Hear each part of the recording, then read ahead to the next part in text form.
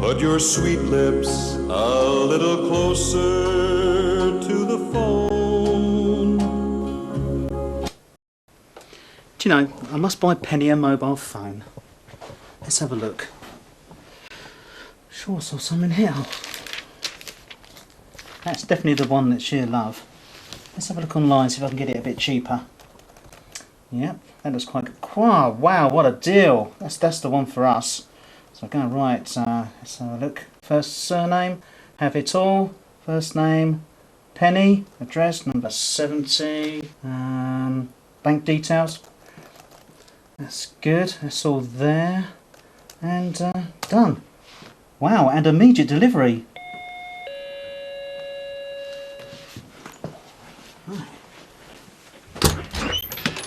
Have it all? Yes.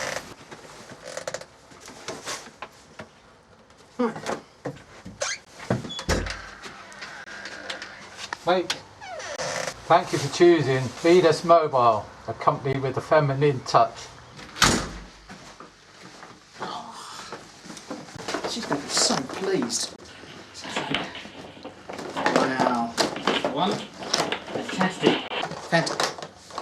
A cracked screen? That's it. Let's get the number. 0176.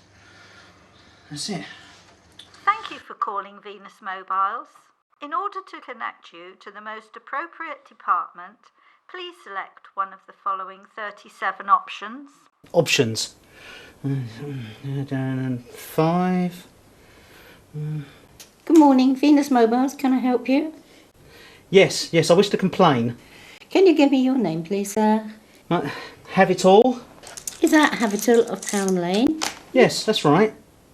Number 70. And what is the nature of your complaint, sir? Well, I've just been delivered a phone. It's got a cracked screen.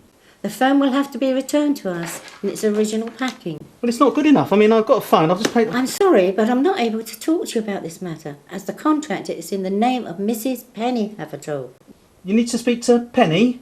What do you mean you need to speak to Penny? I've just ordered it. You've delivered it, well, which was really good, but it's no good having a phone quickly if it doesn't work or is broken. I can't deal with you as the contract is not in your name. I appreciate that it's in her name, but after all, it's just delivered and it's faulty. But our rules say we can only talk to the registered owner, so can you put her on, please? No, Penny is not available. I'm sorry, I can only speak to Mrs. Havertall. I'll tell you what, I want to speak to your supervisor. You could put him on. You will have to wait while I see if he is free to take your call. I don't mind waiting, but you be quick about it.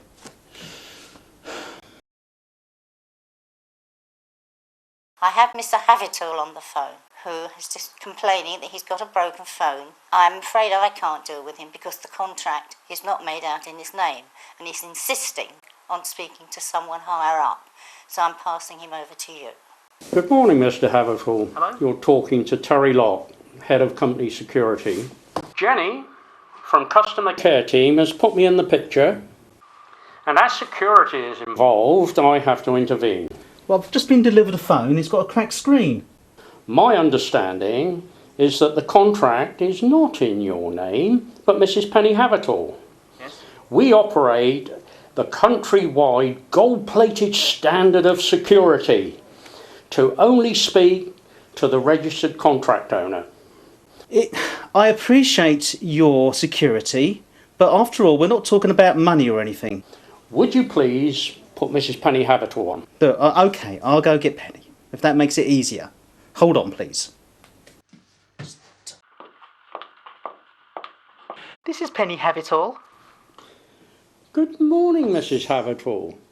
I believe the phone delivered to you this morning had a cracked screen and needs to be replaced. Is that correct? Yes, the mobile phone does need replacing. Thank you. So much for their security.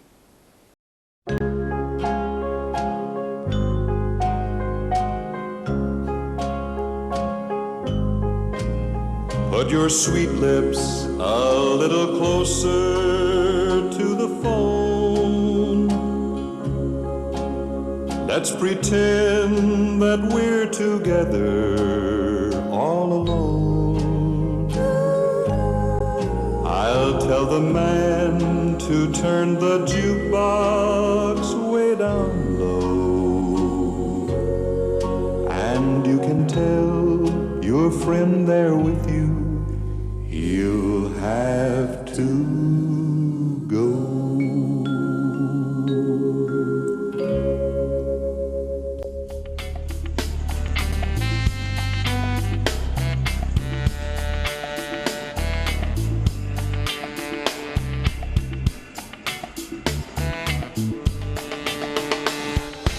Back in the last century, when I was growing up, on every August bank holiday, the press was filled with stories about how predominantly Caribbean youths fought with police. So much so that the pop star Joe Strummer proclaimed that it was time for a white riot. These days, the event is largely free from serious trouble, with only one murder in the last 10 years. However, there has been controversy over the public safety aspects of holding such a well-attended event in the narrow streets of London. The government has put a street widening scheme on hold as they felt that very few of their voters attended the festival.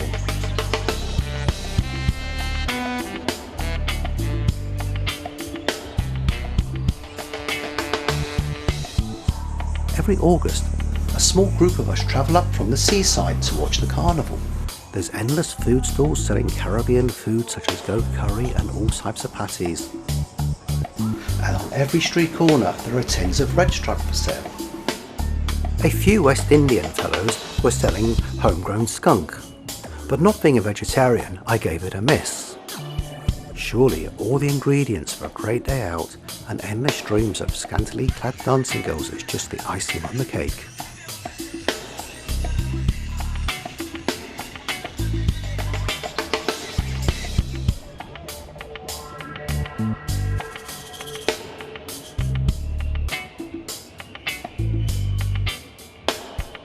Every year since 1966, the streets of West London have come alive with the sounds and the smells of Europe's biggest street festival. There's 20 miles of vibrant, colourful costumes, over 40 static sound systems, hundreds of Caribbean food stalls, at least 40,000 volunteers, and possibly up to 1 million Notting Hill Carnival revellers.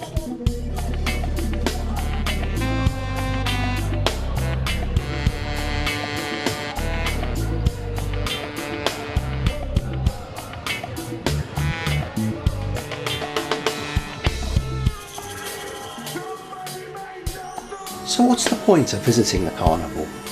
Sure, it's great fun if you're taking part in the parade.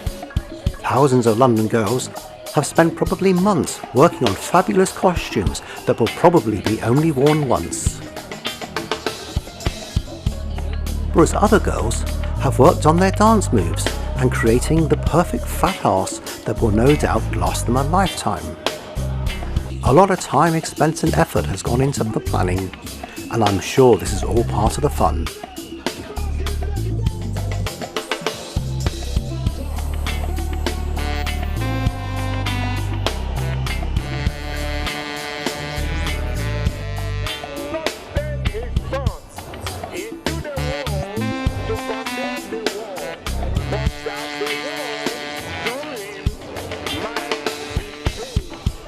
We are now going to cut over to our on-the-spot reporter whose name I have temporarily forgotten. Okay, so we're here at Carnival on Monday. It's supposed to be a cloudy day yesterday, so it's quite serious. And we're at Gaz's, the best. Look, take a look.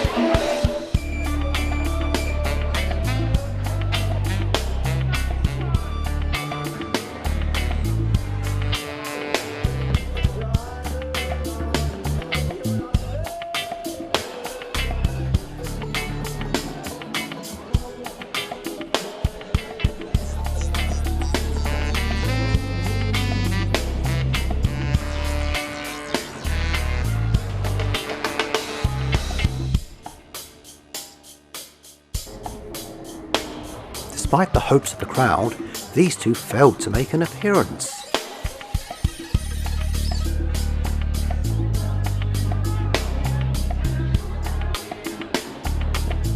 Time to go. The most serious injury I saw was a cut foot. Despite the large crowds, sun and alcohol, the Notting Hill Carnival is a fairly safe place to visit. The party started long before we rolled into town.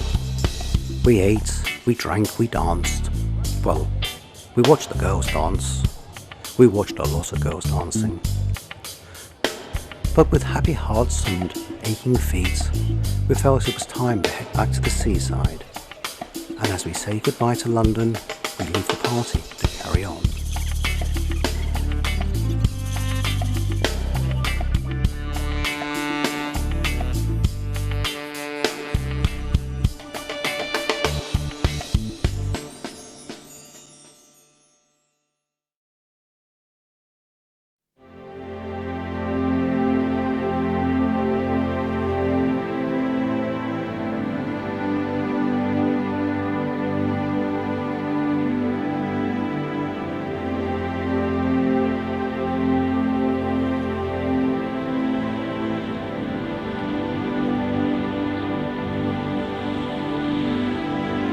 In February 2011, the very popular Barfleur sailed back to her berth in Poole. She was welcomed by loyal supporters of the ferry who were glad to see the service resumed by Brittany Ferries. The following morning, many happy people were looking forward to the crossing to Cherbourg. Very smooth, and the staff are very, very helpful. We're doing it by passenger this time to have a look around Cherbourg itself. Because we love the Barfleur.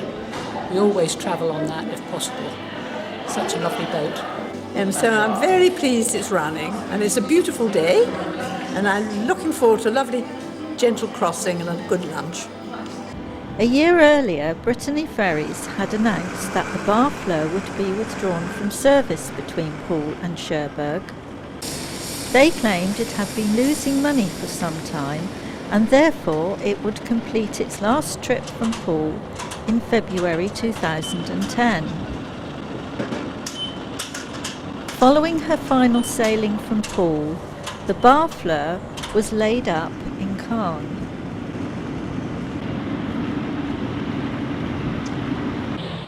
For the 2011 season, the Barfleur will carry a maximum of 450 passengers. The name Barfleur comes from a small fishing village in Normandy, not far from Cherbourg.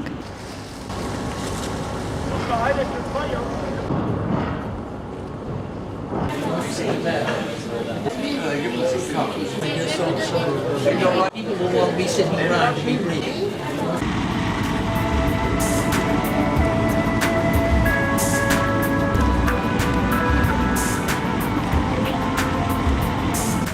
The Barfleur, like many other vessels using the harbour, are subject to compulsory pilotage.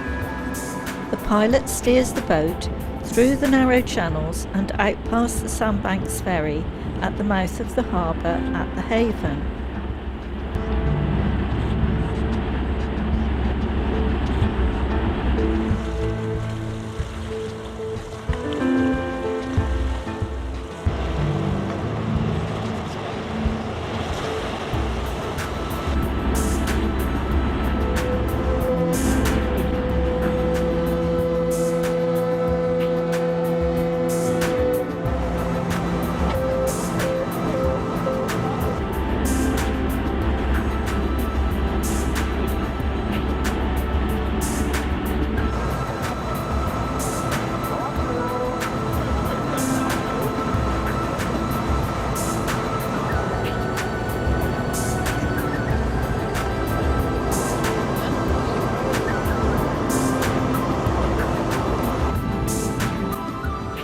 board were members of the Twinning Committee and an official delegation of civic dignitaries going to meet their counterparts in Cherbourg.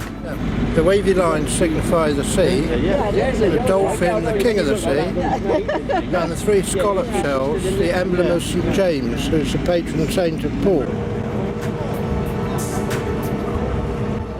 Just southwest of Old Harry Rocks, the accompanying launch pulls alongside for the pilot to come off and return to Poole.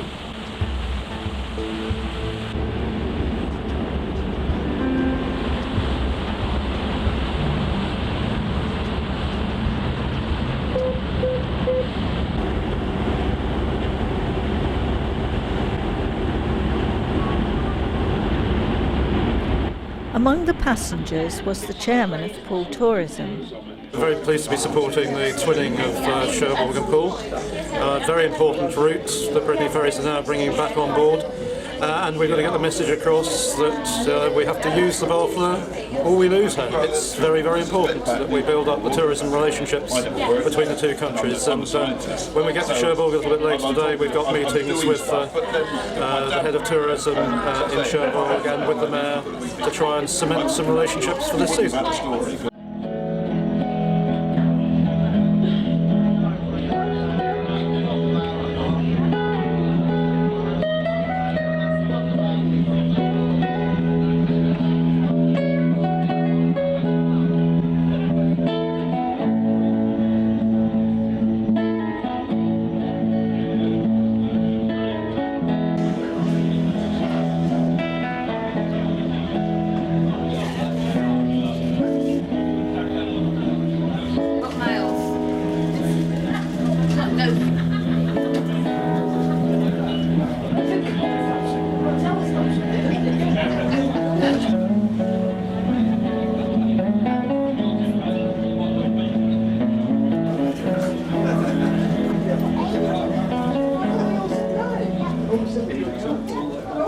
We're just about 3/4 of an hour up the road from Poole, and it's absolutely spot on for us. The trip is doubled in time to have to go from Portsmouth to Cole, whereas here it's magic. 5 minutes down the road and we're on the boat. So we live in Poole as well so it's literally just down the road for us to just jump on the boat. As the Barfleur sails back to Cherbourg, we look forward to seeing her returning to her berth in Poole.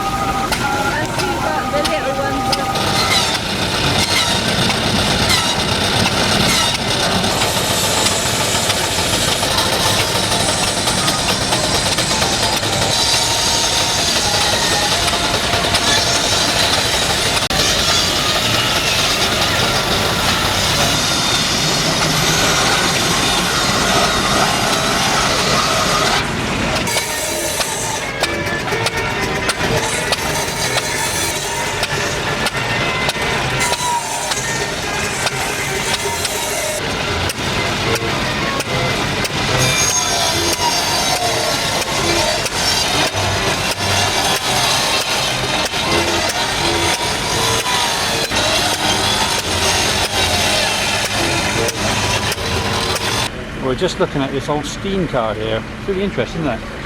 Yeah, it dates, well, we think from around about the First World War, maybe the 1920s.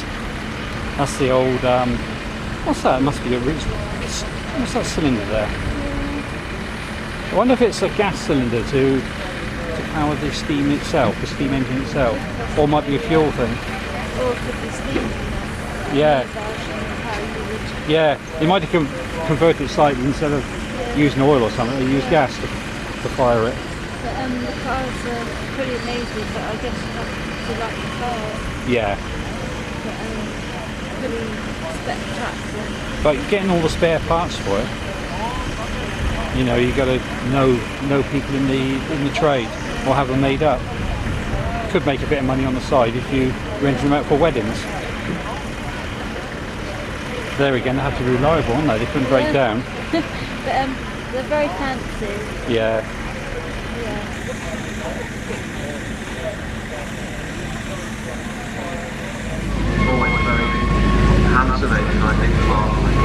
Here we be, we're just sitting down, we're having a rest and guzzling the coke. Yeah, we've lost the sunshine now, it's getting a bit cloudy out there. We had a phone call from Rob about 10 minutes ago. He's on his way. Come 4 o'clock, see if he arrives. He's got to find us, but we're in the age of mobile phones now. Cool, you're great.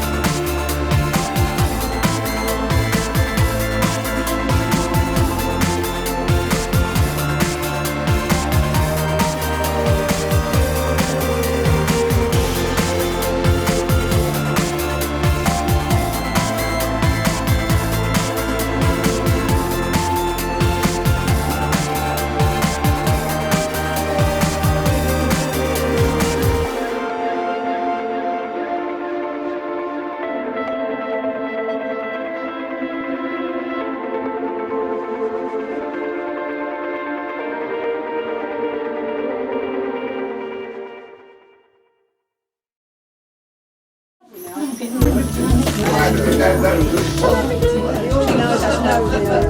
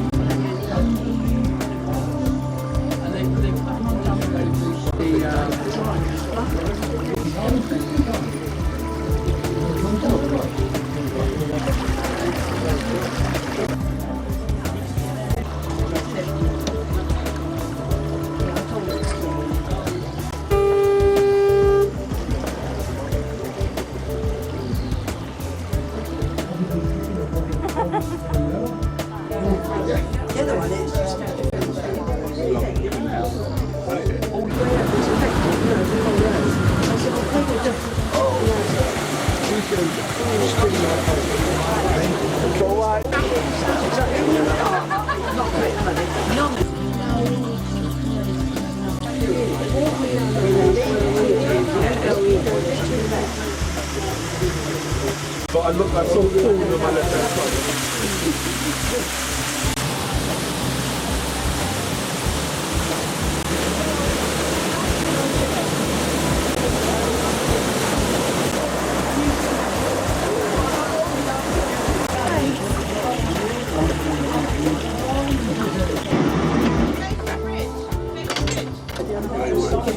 It all looks the same.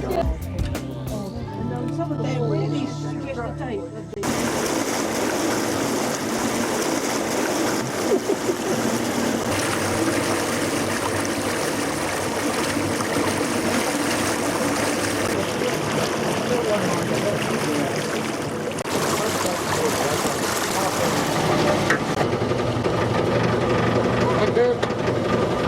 You will see a piece of metal on the corner of the bridge. This piece of metal has been worn away by the number of ropes all coming through here, and the rope rubbed away with piece of metal. The captain's view.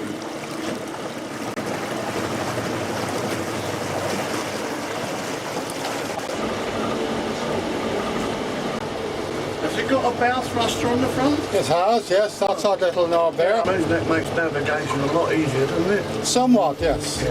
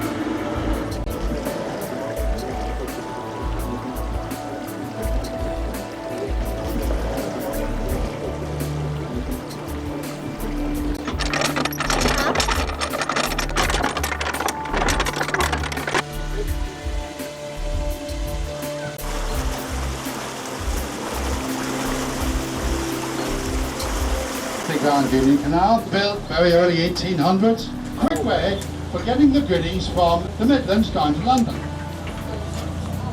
Prior to that, the goodies came down the Oxford Canal and then down the Thames.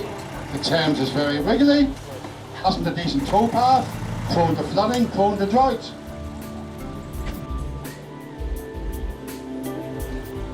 Therefore, when they built the Grand Union Canal, with, as you can see, the water is always the same level, the towpath is always right alongside the canal, horse can tow a barge very easily.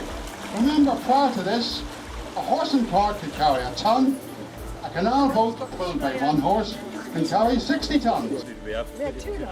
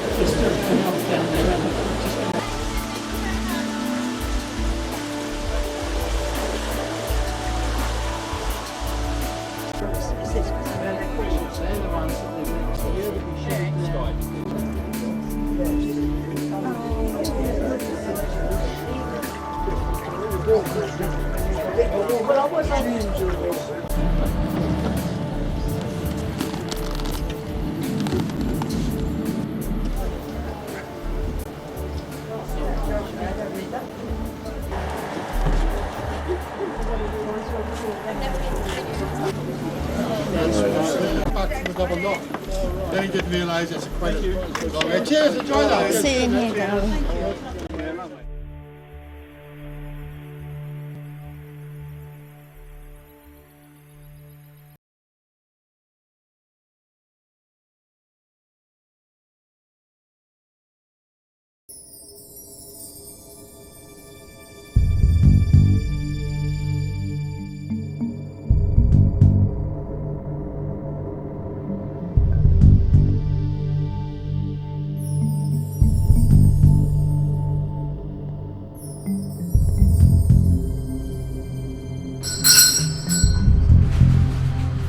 Good afternoon, sir.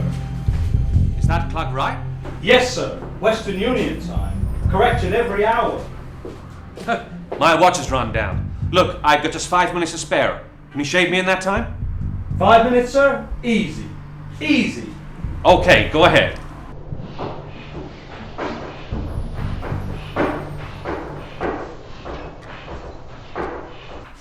Your collar also, sir. Fussy, aren't you? Well, sir, I like to do my work well. Satisfied now? Yes, sir. Thank you, sir. In a hurry, sir? Yes. I got to attend a meeting at 3:10. Oh, the auction. Upstairs. Yeah, that's right. You'll have to cut it pretty fine. Oh, don't worry, sir. There's plenty of time. From the country, sir? Yes, I'm a southerner. I thought so. I'm from the country myself. Oh, what part? That would be hard to say, sir. You see, I've moved around so much. I'm neither a southerner nor a northerner. I'm just an American. I lived in a small town near Savannah for a year. Oh, did you? Why, so did I. I saw you there frequently, sir, though you never came into my shop. Then I moved to Philadelphia. No, what year? Let me think. April 12 years ago. April? 12 years ago? Why? I was in Philadelphia the same month. I saw you there too, sir. Hey, what are you doing? I'm hurrying, sir. Well, you needn't break my neck about it. No, sir. And from Philadelphia, I went to Newark. Newark? And then to Indianapolis.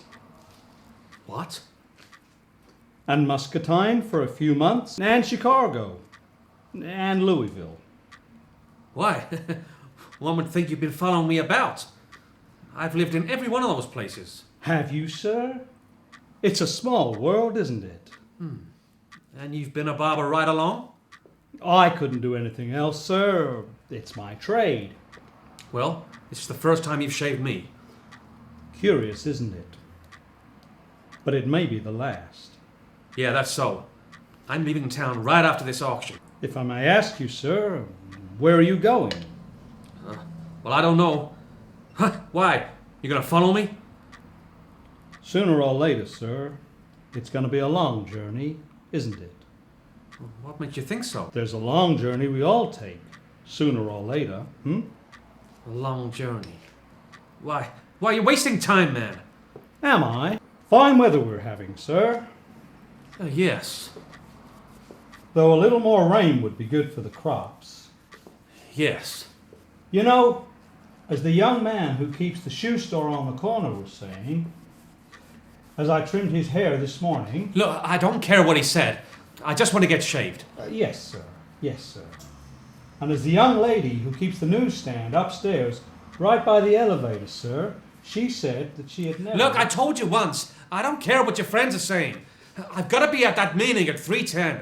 Yes, sir. My time is almost up. You'll have to hurry. Oh, don't worry, sir. I always keep my promises. Why, I remember, back in Savannah, when my poor daughter was alive... Look, I don't give a damn for your daughter. No, sir. I didn't think you did. And your time is almost up. Oh, no, sir. It hasn't begun. What do you mean? Don't do that, sir. You don't know how close you came to cutting yourself. Look, you promised to finish with me in 5 minutes. No, sir. If I may contradict you, I did not. You said you would shave me in 5 minutes. Yes, sir. That is correct. And it's... Now you've done it. Oh, smarts, doesn't it? You clumsy, awkward, conceited galoot! Don't talk to a gentleman like that. I did it on purpose. What do you mean? You really mustn't accuse me of being clumsy, sir. I'm not clumsy. If I cut you, it was quite intentional. Like this. Damnation! Are you crazy? No, I'm quite sane, sir. Don't do that, sir. The razor is frightfully sharp. Look, I want to sit up. Don't try it, sir. Not while the razor's at your throat. It's sure to be fatal. Well, then take it away. Oh, no, sir. No. Not till I finish shaving you. Now take it easy. Lie back. Quietly. That's it. What are you going to do with me? What is this? A hold up? What am I? Take that filthy thing out of your mouth. What am I going to do with you, sir? Why, I really hadn't got the slightest idea. Can't you suggest something? Look, listen to me. I've got to be at that meeting at 3:10. It's almost too late. If I'm not there before 3:15, I'm ruined. Do you hear me, ruined? You needn't raise your voice, sir. My hearing is excellent. Look, can I convince you? I believe you. Don't let that trouble you. In fact, I know all about the meeting. There's going to be an auction, and unless you bid, it'll be all up with you. Then you'll let me go there? I'm afraid I won't, sir. But... If I may use your own words, sir, I don't give a damn about your meeting. Who the devil do you think you are? Oh, shut up. I'll give you $10 if you let me go. Beg pardon, sir? Look, this ring. It's worth $500. I'll give it to you. I don't hear so well this side. Try the other. $1,000. I'll give you $1,000. I'm afraid it won't do, sir. Look, have you no heart? It's almost too late now. Every second is worth $1 to me. Well, it will console you to know, sir, that my time is worth very little. Look, please let me up. If I wait 2 minutes longer, I might as well shoot myself. I shan't object, sir. Oh! So you're beginning to feel some regrets. I'm pleased to see it. I always thought you'd regret, sooner or later. By the way, sir, haven't you recognized me? Recognized you? Oh, I see. You thought I was just a lunatic. Well, I'm not. Look at me. Look at me closely. I don't know you. Well, then think to yourself, 12 years ago, this man's hair wasn't so thin. 12 years ago, this man's face didn't show so many lines of care. 12 years ago, this man lived, well, in a small town near Savannah. It can be. Say it. Kilburn? Yes, Kilburn. And you followed me about? For 12 years. From town to town? I was never more than a week behind you. Good God. Yes, God. I used to think about him a lot, John. I used to ask him why he never brought you into my shop. But he brought you here at last, John. He brought you here at last. For 12 mortal years I've been hoping for this day. Once in Muscatine, you came in, but there was another man in the chair, and you wouldn't wait. Once in Louisville, you crossed my threshold, looked at your watch, and walked out again. But I knew, John, sooner or later, he'd bring you into my shop, you'd sit in my chair, and that day has come. You and I, John, the two of us, we have a long account to settle, haven't we? I too have been one of your creditors. And this is the reckoning, John. You're going to pay me. You're going to pay me in full. And you're going to pay me now. But what are you going to do with me? That's a hard question, John. I'd be justified in cutting your throat, wouldn't I? Well, that would be murder. Ugly word, isn't it? Murder in the first degree. Oh, of course. And they'd get you. As sure as fate. I wouldn't run away. But Kilburn, think about what you're doing. I've been thinking about it for 12 years, John. I'm on my back, helpless. Yeah, you'd run if I let you up. Please, Kilburn, give me a chance. No, give me a chance. No, John, you get no chance. You gave Jenny none. She was just 18 when you came to our town. She was only a child, John. Only a child. Her mother was dead. I was all she had. And she was all I had. And I was trying to bring her up right, to be the same kind of a woman her mother had been, if you know what that means. I didn't! Don't tell me what you did and didn't. You were going to get married, but you took her away with you, and you didn't marry her. Marriage, why, you never thought of it. It was the only way you could get her. You wanted her, and you got her, and you didn't care about me, and you didn't care about her. She was a toy. She amused you. And when you were through with her, you flung her in the gutter. God, it makes me sick to think of it. She came back 6 months later. God knows how she got back from where you'd taken her. I can only guess. And then... Look, I'll marry her now, Kilburn. You'll have to ask her about that. Well? In 2 minutes, you'll be able to ask her. What do you mean? She's dead, John. Dead. Dead. 30 seconds for your prayers, John. Don't kill me, man. Don't kill me. I'm not fit to die. I'm not ready. A minute. 2 minutes. I'm too young to die. Don't kill me. Don't kill me. Don't.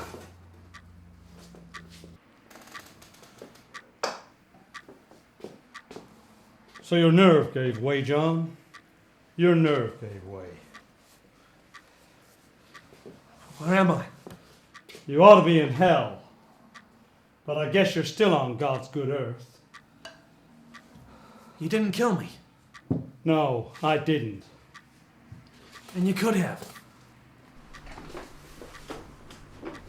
Tom, when you're about to cross the river and your eyes are beginning to glaze and your heart's about to stop beating, you'll never come closer to death than you were a minute ago. Then why didn't you kill me? It wouldn't bring Jenny back, would it? Were you afraid? Huh. After looking forward to it for 12 years? No. Then why? You'll remember why. John, tell me, why are fellas who are so brave with women always so cowardly when they deal with men? Or perhaps, was it on account of that meeting? That meeting? Good Lord. Yes, the meeting. 3:25. I'm ruined! I'm ruined! I didn't kill you. I left you your life, but I made it worthless. I broke you. I broke you. Kilburn? What? You thought I was a fool? Did you think I'd tell you the real time of that meeting? What do you mean? You ass! You idiot! That meeting doesn't start till 3:30. Is that all? Well, I set the clock half an hour slow.